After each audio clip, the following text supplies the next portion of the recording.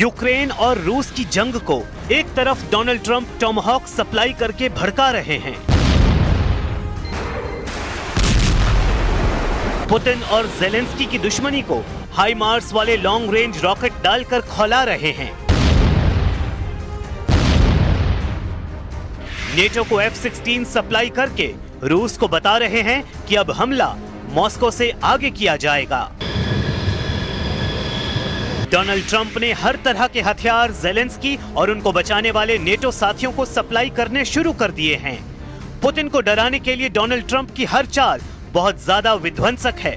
उसमें खौफ भी है, उसमें आग भी है और उसमें साजिश भी है, क्योंकि ज़ेलेंस्की जिस दुश्मन से करीब 4 साल से जूझ रहे हैं, उसको टक्कर देने के लिए अब डोनाल्ड ट्रंप ने बहुत बड़ी चाल चल दी है। यूक्रेन में पुतिन के युद्ध को खत्म करने के लिए डोनाल्ड ट्रंप ने बहुत बड़े लड़ाका लीडर को उतारने का फैसला किया है। ये रूस की सेना की कामयाबियों को कमजोर करने वाला बहुत बड़ा कदम माना जा रहा है।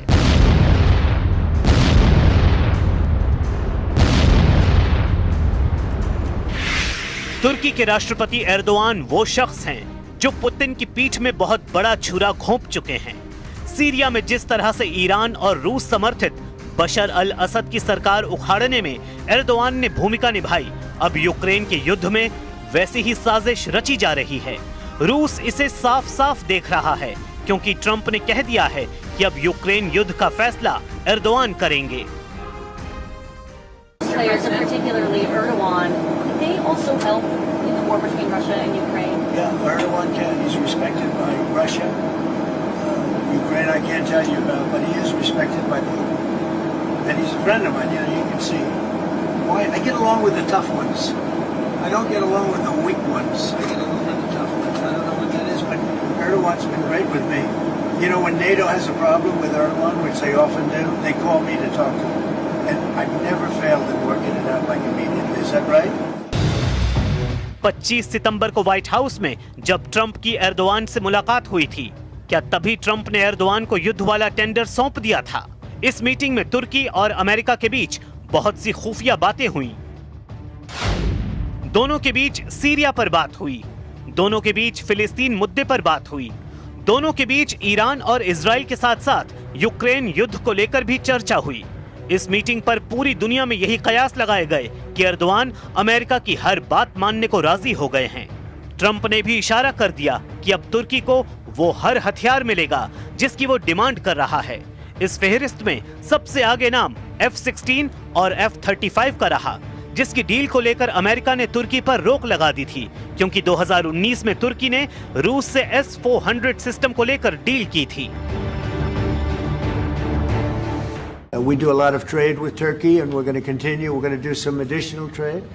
They want to buy F-16s, F-35s, and some other things, and we're going to talk to them about that. And we're just going to have, I think, a very interesting couple of hours. Gaza से लेकर Lebanon और Syria से लेकर Iran तक Netanyahu का युद्ध वाला ख्वाब पूरा करने में तुर्की ने बहुत बड़ी भूमिका निभाई है।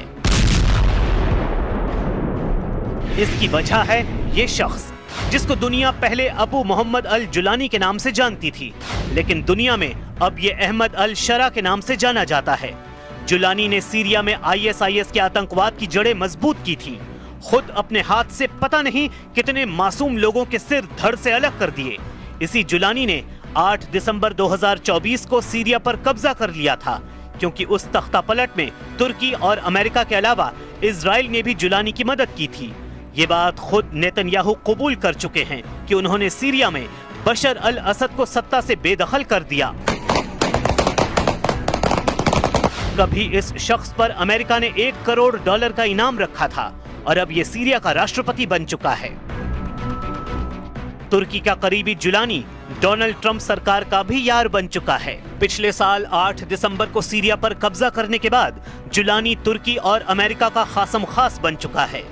जिस जुलानी ने रूस के साथ ही बशर अल असद की सरकार को हटा फेंका और ईरान को भी सीरिया से बाहर कर दिया, वो जुलानी 2 महीने बाद फरवरी में तुर्की जाकर एर्दोआन से मिला और फिर अगले 3 महीने बाद मई में सऊदी अरब जाकर डोनाल्ड ट्रंप से भी मिला था।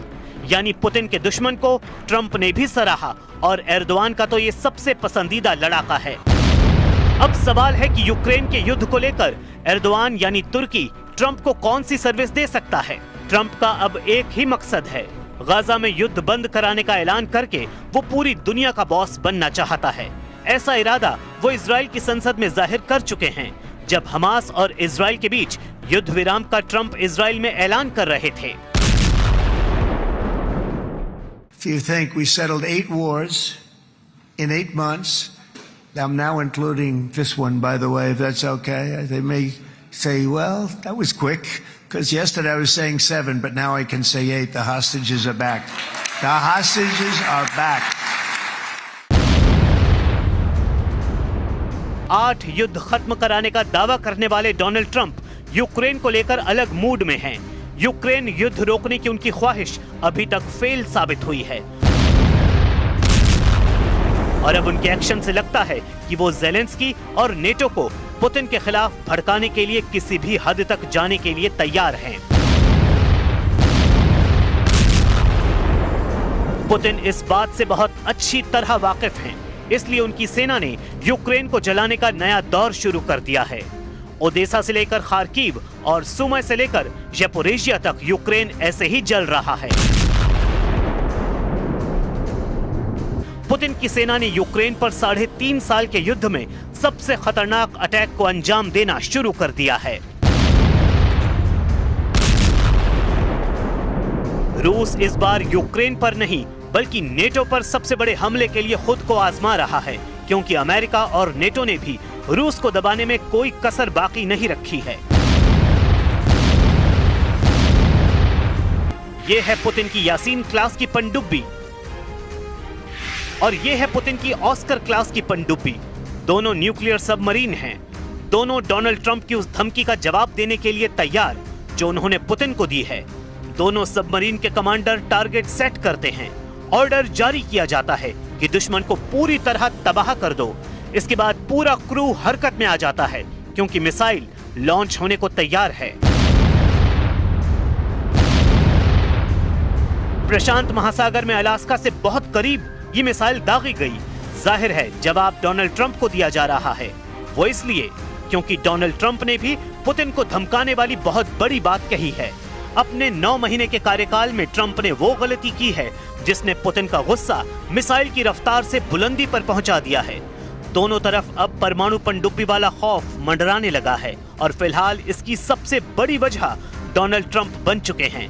रूस से टक्कर को लेकर डोनाल्ड ट्रंप ने वो बात आधिकारिक तौर पर कह दी है जो 2 महीने पहले तक अमेरिका में सूत्रों के हवाले से कही जा रही थी। रूस और अमेरिका के बीच इस वक्त परमाणु युद्ध वाला खतरा माउंट एवरेस्ट वाली ऊंचाई पर पहुंच चुका है।